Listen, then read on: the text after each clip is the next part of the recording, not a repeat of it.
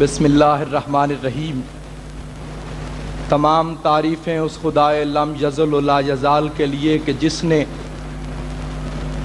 اپنی کمال تخلیق سے ایک ہی لمحے میں ایک جیسی شخصیت کے، ایک جیسی صورت کے، ایک جیسی سیرت کے، ایک جیسی شریعت کے اور ایک جیسی شخصیت کے 14 محمد خلق فرمائے۔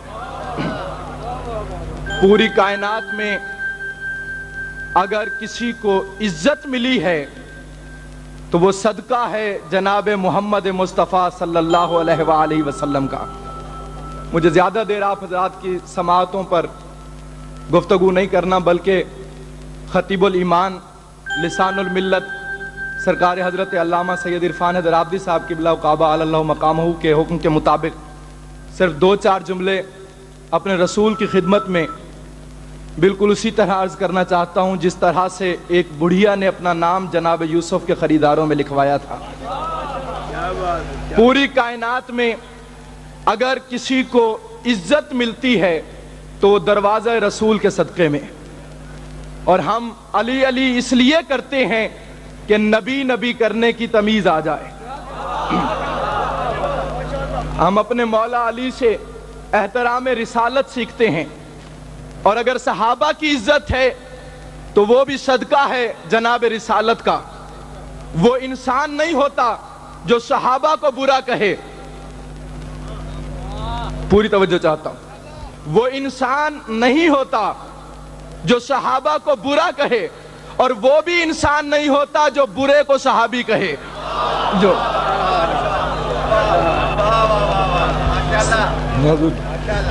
یہ سب کچھ رسول کا صدقہ ہے، جس کے لیے اللہ نے کہا کہ سبحان الذی اسریٰ بعبدہ لیلا من المسجد الحرام الی المسجد الاقصی۔ لائق تعجب ہے وہ ذات جو اپنے عبد کو، جو لے گئی اپنے عبد کے ساتھ شب اسریٰ میں، معراج کی رات میں، مسجد الحرام سے مسجد اقصی تک۔ ابن عباس امیر المومنین سے پوچھتے ہیں کہ اے ابو طالب کے بیٹے، وہ عبد کون تھا جو محمد کے ساتھ تھا؟ اسریٰ بعبدہ، بائے استعانت ہے، جو محمد کے ساتھ تھا۔ تو اب اس جملے کا فرمان کہ انا عبد من عبید محمد، یہ نہیں کہ میں محمد کے غلاموں میں سے ایک غلام ہوں، کیونکہ سرکار غلام محمد نہیں، گواہ رسالت ہیں، اور گواہ کے لیے ضروری ہے کہ وہ غلام نہ ہو، کیونکہ غلام کی گواہی ہمیشہ آدھی ہوتی ہے۔ اگر سرکار غلام ہے تو گواہ نہیں ہو سکتے۔ کہنے کا مقصد یہ تھا کہ انا عبد من عبید محمد، شب معراج جو عبد محمد کے ساتھ تھا وہ میں علی ابن ابی طالب۔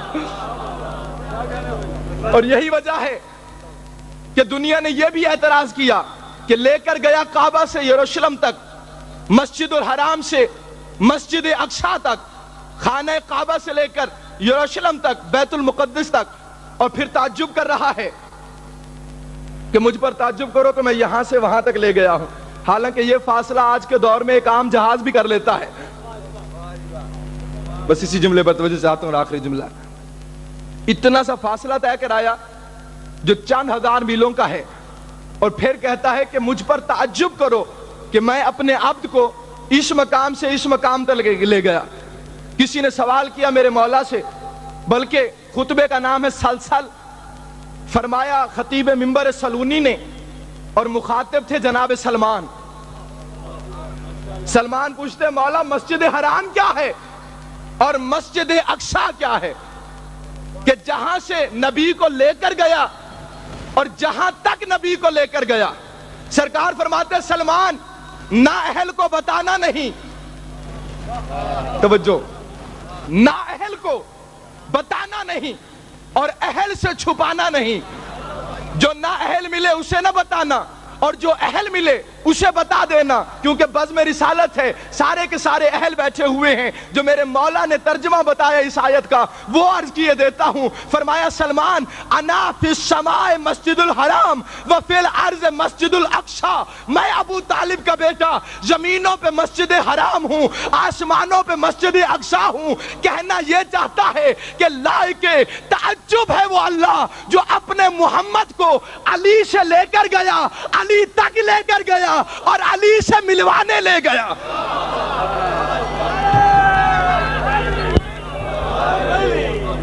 بلند آواز سے صلوات بھیج دیں محمد و آل محمد۔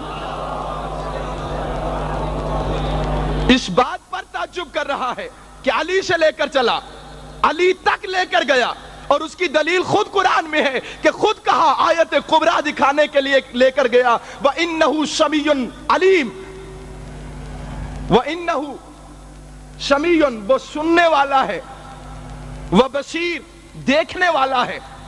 کہنا چاہیے تھا کہ انہو کلیم وہ بولنے والا ہے، کیونکہ باتیں کرنے کے لیے بلایا تھا، اپنے آپ کو کلیم نہیں کہہ رہا، یا یہ کہہ دیتا انہو علی کل شیء قدیر، وہ سب کچھ کر سکتا ہے، ہر چیز پر قدرت ہے، یہ نہیں کہا، بلکہ کہا انہو سمیع بصیر، وہ سننے والا بھی ہے اور دیکھنے والا بھی ہے۔